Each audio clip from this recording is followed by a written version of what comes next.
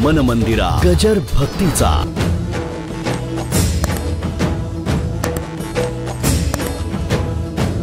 रामाचं बाळ पण काढलं गेलं आणि कृष्णाचं बाळ पण असं उमलू दिलं. रामा, तू कुणा चांगलं कायस, असं वागून जमायचं नाही. रामा, असं करायचं नाही. रामा, तसं करायचं नाही. कृष्ण काही नाही, गोठ्यापासून राजवाड्यापर्यंत गाईच्या गोठ्यामध्ये होता का नाही? होता. गाई राखत होता. हो, गाई राखत होता. खोड्या करत होता. मला नाही वाटत की रामाने कधी कुणाची खोडी काढली असेल. कुठे रामायणात उल्लेख आहे का कुणाच्या की रामा तू खोड्या करू नकोस रे बाबा? रामा, हे खोड्या करणं बरोबर नाही. पण कृष्णचरित्रात आहे, अरे तू खोडी नको करू माझे बाबा वा, तू खोडी नको करू माझे बाबा. हाती घेऊन या काठी शिकविते श्रीपती. हाती घेऊन या काठी शिकविते श्रीपती. यमुनेची माती खासी का का का. अरे तू खोडी नको करू माझे बाबा वा, तू खोडी नको करू माझे बाबा. अरे बाबा, खोड्या करू नकोस. रामाला कधीही कोणी सांगितलं नाही, कारण राम असंच बसायचं. रामाला शिकवलंच होतं, मोठी माणसं आल्याबरोबर नीट बसावं, दर्शन घ्यावं. कृष्णाची सगळी तरास निराळी, नको ते करायचं आणि थापटत बसायचं. जेवढी सध्याच्या मुलामध्ये क्रीडा बघतात तेवढी सगळी कृष्णात होती बरं का. आनंद भोगत होता. अहो, काय त्या कृष्णाची लीला आहे तुम्हाला सांगू. असं तिथे सगळं झालं आणि ते इतकी जमीन सुंदर होती, मार्बलची पॉलिश केलेली, त्याच्यात त्याचं तोंड दिसू लागलं. दिसल्याबरोबर त्याला वाटलं हे कोण आहे माझ्यापेक्षा सुंदर. तो तिकडून असं करतोय, तेही असं करतोय. आईला विचारते कोण आहे. आता इतका अज्ञानी आहे का अनंतकोट ब्रह्मांड नायक? इतका ज्ञानी आहे का? पण लक्षात ठेवा, कृष्णाने असं केलं असंच म्हणावं लागतं. हीच क्रीडा आहे आणि हीच लीला आहे. असा बसला तर लीला नाही. जरा कुणाच्या चिमटा काढ, कुणाच्या खोड्या कर, जाता जाता एखाद्या गवळ्याच्या पोराला टपली मार, एखाद्या गवळणीचा पदर पकड. रामायणात कुठे वाचलंय की रामाने जाताना रस्त्याने कोणा बाईचा पदर पकडला? रामा, दशरथनंदन. असं बोलणं कळलं का? मी मर्यादा पुरुषोत्तम सांगतोय, ते बरोबर आहे. तुम्हाला जर सध्याच्या काळामध्ये कानफाटात खायचे नसेल तर रामासारखे वागा. आणि हौस होत असेल तर होऊ द्या पुढे. म्हणून लक्षात ठेवा, अनुकरणीय राम आहे, अनुकरणीय राम आहे. पण सुखदुःखाशी सामोरं जाण्याकरता आदर्श कृष्ण आहे. त्यावेळेला रामाचं चरित्र बघावं आणि कृष्णाचं तत्वज्ञान ऐकावं. म्हणून रामाने कधीही तत्वज्ञान सांगितलं नाही. तत्वज्ञान सांगण्याच्या भानगडीत हाच बाबा पडला. रामाने कुठे तत्वज्ञान सांगितलं का? नाही. ऐकलं, होय गुरु महाराज आपण म्हणाल ते खरं. हा म्हणाला, तुम्ही बिमी नाही, मी म्हणेल ते खरं. काय म्हणजे एक लक्षात ठेवा, कृष्णामध्ये देवत्व दिसतं तशी गुंडगिरी सुद्धा दिसते. रामामध्ये आहे का कुठे? मी का सांगतोय तुम्हाला, सर्वांगाने परिपूर्ण अवतार. म्हणून लक्षात ठेवा, मुक्त होण्याच्या भाषा कोण करतो? ज्याला जीवनामध्ये परिपूर्णतेचा आनंद भोगता येत नाही तो. कृष्ण सर्व बाजूने आनंद भोगत होता. लहानपणी काय तुम्हाला सांगू, त्या गायी काय चारायला जायच्या, आनंद काय लुटायचा. लोणी काय चोरायचं? अरे काय चोरायचं? हा, रामाला जरी वाटलं असतं की शेजारच्या घरात जावं खावं, बिलकुल जाता आलं नाही. किती बंधन त्या रामाला. यांनी पोरं जमवायची बरं का, पोरं जमवायची, दगड मारायची बरं का, ते लोण्याचे गोळे काढायचे, खायचे, सगळ्याला वाटायचे, वानरांना वाटायचे. काय हौस आहे हो. मग आता मला सांगा, हा लीला पुरुषोत्तम दामोदर, फारच आनंद, फारच आनंद. आणि चरित्रामध्ये इतका गोडवा आहे त्या बरं का, इतका गोडवा आहे, इतकी लीला, इतक्या खोड्या आहेत की सगळ्यांना बघून आनंद वाटतो की आम्ही एखादा मुलगा खोड्या करायला लागला तरी म्हणतो अगदी कृष्णासारखा आहे बरं का. खोडकर हो खोडकर, फार खोड्या. म्हणजे तुम्हाला एक सांगू का, त्या खोड्याचा सुद्धा आई वडिलांना आनंद वाटत असतो. तुम्हाला माहितीच आहे, सगळे संसारिक आहात. 2-4 दिवस ते खोड्या करणार पोर आजारी पडले की नाही, मग ती आई असे डोळे, का हो चेहरा उतरला नाही हो माझा बाबा, आता काही करत नाही हो, काय 2 दिवस तापांनी फणफणलाय हो. काय?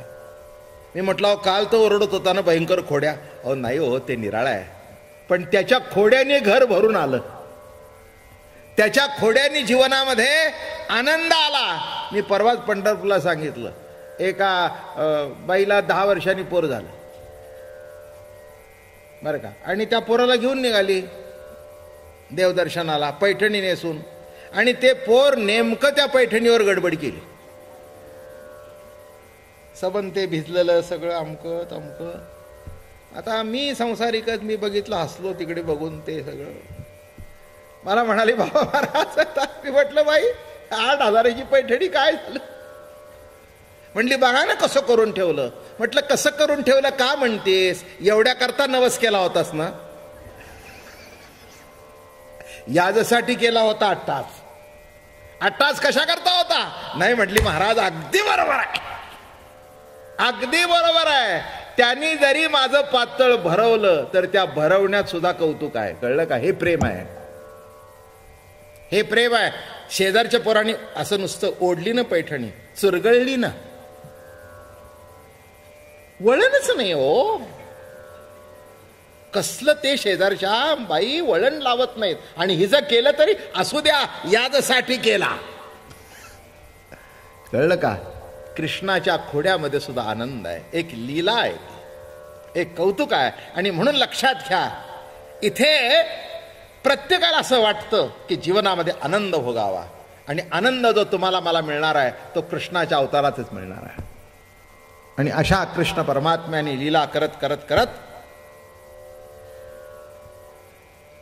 कृष्ण एका धर्माच्या अधिष्ठानावर आहे.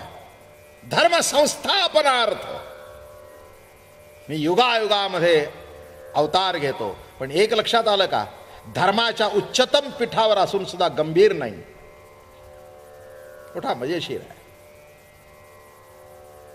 मोठा उच्च पदावर आहे.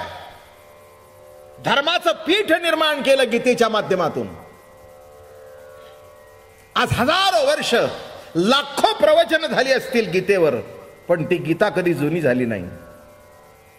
एवढा धर्माचा शास्त्रा झाला, पण एवढा असून सुद्धा गंभीर नाही.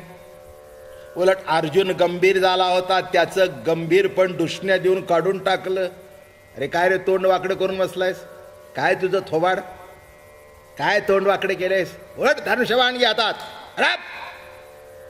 आणि एक लक्षात ठेवा, धनुष्यबाण हातात घेण्याकरता गीता सांगितली, खाली ठेवण्याकरता नाही. कशा करता गीता सांगितली? लक्षात ठेवा, कर्म सोडणं हा कृष्णाचा उपदेश नव्हे, तर योग्य पद्धतीने कर्म करणं हाच कृष्णाचा उपदेश आहे. कर्मस्वामी तू कृष्णनाथा, विषयावर येऊ.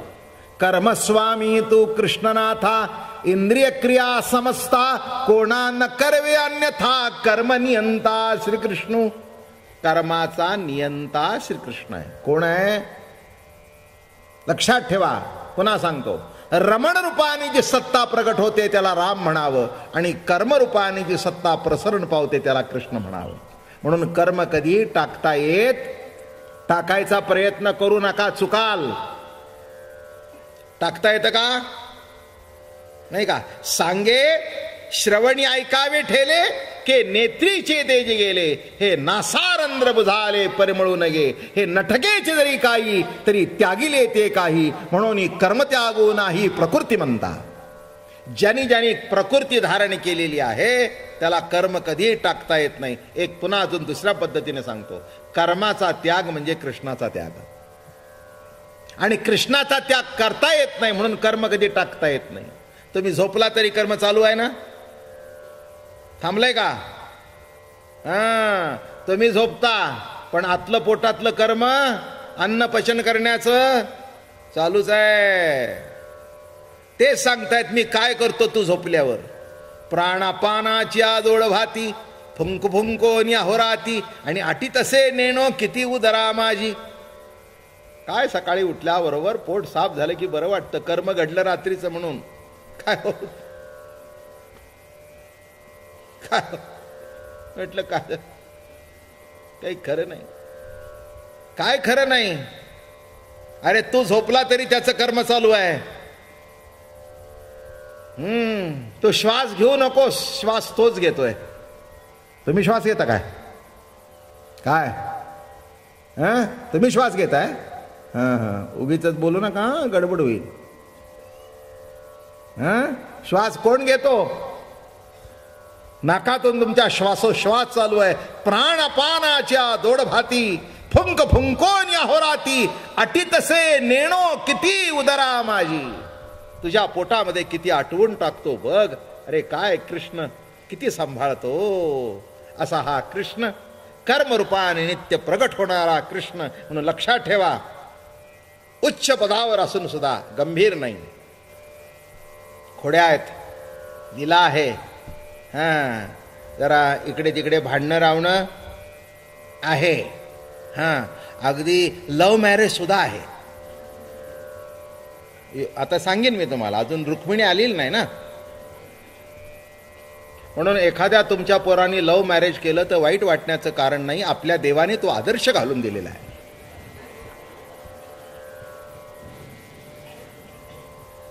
ते म्हणाले हे ऐकण्याकरता आम्ही इथे आलो का? मी तुम्हाला कुठे सांगितलं ऐका म्हणून? मी काय तुम्हाला ऐका म्हणून सांगितलं का? तुम्ही ऐकायला आलाय. फक्त मी तुम्हाला कृष्ण काय आहे ते सांगतोय. बघा आहे का नाही, रामाचं ते बघणं बिघणं सगळं बित्सर. तो पण ते बाण ते मग जाणं मागणं घालणं. इथे मागणं घालणं बिलणं काही नाही. आणि पळवली ती इथून तिथून नाही, देवळातून.